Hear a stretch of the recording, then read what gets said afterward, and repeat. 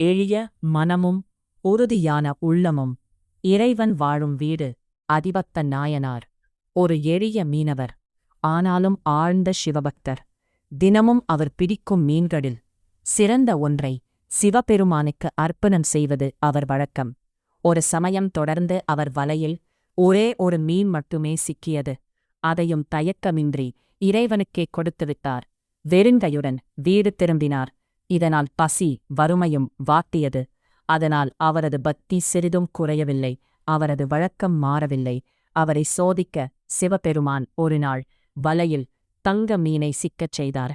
அது மிக மதிப்புமிக்கது. அவரது வறுமையை நொடியில் மாற்றக்கூடியது. ஆனால் அதிபத்தர் சிறிதும் யோசிக்காமல் அந்த மீனையும் இறைவனுக்கே அர்ப்பணம் செய்தார்.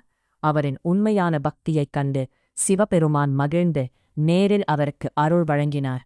உண்மையான பக்தி எந்த சூழ்நிலையிலும் இறைவனை மறக்காது.